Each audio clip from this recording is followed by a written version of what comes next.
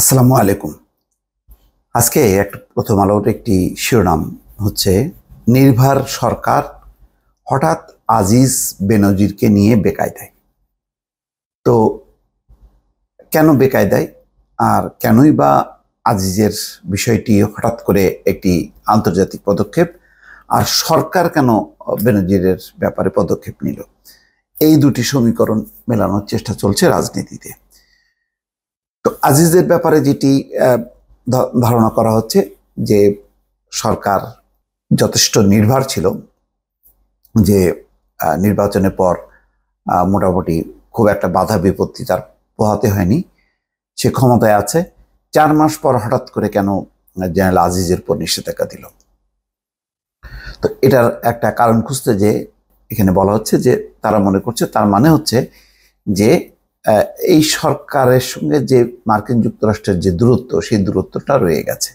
তো সেই দূরত্বটা গোছানোর চেষ্টা চলছে। তো সেটা তো নির্বাচন দিয়ে তো সম্ভব হয়নি।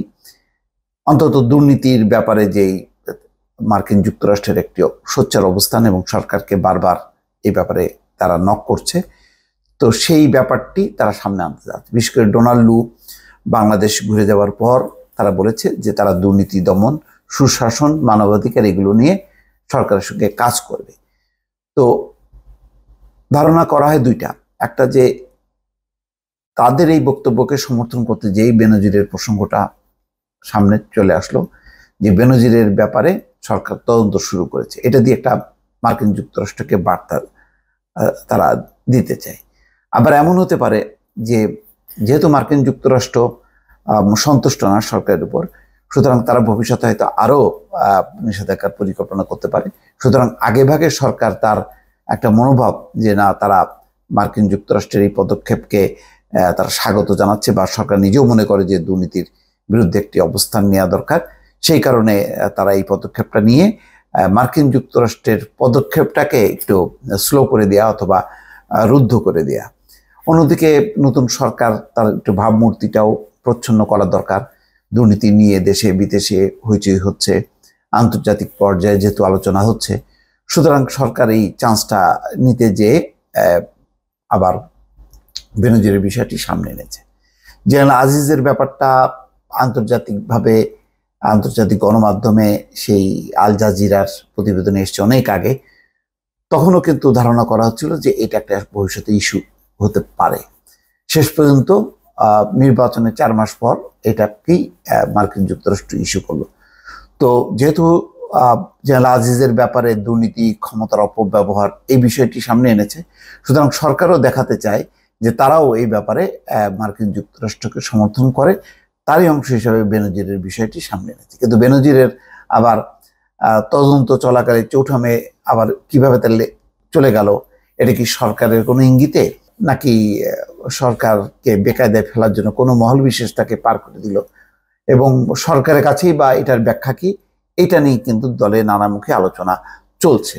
মোট কথা কোনোভাবেই সরকার আজিজ এবং বেনজির ইস্যুটাকে তাদের না, এটা একদম ভিন্ন বিষয়, এরকম ভাবে তারা চিত্রিত করতে পারছে না। ফলে এটা নিয়ে একটা সরকারের ভেতরে একটা তোলপাড় চলছে, এবং পরিস্থিতি যদি আরো সামনে মার্কিন যুক্তরাষ্ট্র কোনো পদক্ষেপ নেয়, সেটা কিভাবে মোকাবেলা করবে, তাহলে কি নির্বাচনের সময় মার্কিন যুক্তরাষ্ট্র দৃশ্যত চুপই থাকলো, তারা শেষ মুহূর্তে আর কোনো বক্তব্য রাখেনি বা পদক্ষেপ নেয়নি, তাহলে এখন কেন পদক্ষেপ নিচ্ছে? তার মানে হচ্ছে মার্কিন যুক্তরাষ্ট্র নির্বাচন ইস্যুতে সরকারের ব্যাপারে যে অসন্তুষ্ট, তারা এখন অন্যান্য ইস্যুটাকে সামনে এনে সেটি প্রকাশ করছে, যেটার কারণে সরকার একটু শঙ্কিত। আবার অন্যদিকে ভারতের এখন এই নড়বড়ে সরকারের কাছ থেকে কতখানি তারা রাজনৈতিক সাপোর্ট পাবে, সেটা নিয়েও একটা সরকারের ভিতরে আলোচনা চলছে, বা তারা কিছুটা শঙ্কিত হয়ে গেছে। তো সম্ভবত এই শঙ্কার বিষয়টা পরিষ্কার করার জন্য প্রধানমন্ত্রী শপথ অনুষ্ঠানে যে যাচ্ছেন, তার ফাঁকে হয়তো নরেন্দ্র মোদীর সঙ্গে কথা বলতে পারেন। তো বিশেষ করে মার্কিন যুক্তরাষ্ট্রের ভবিষ্যৎ যেই পদক্ষেপ, সেই পদক্ষেপটা যদি সত্যি জোরালো হয়, তাহলে কি হবে বাংলাদেশের, এবং কিভাবে সেটি মোকাবেলা করবে, সেটা হয়তো আলোচনা হতে পারে।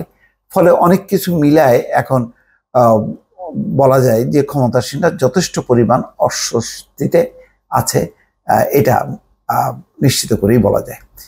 দর্শক ভালো থাকবেন, আল্লাহ হাফেজ।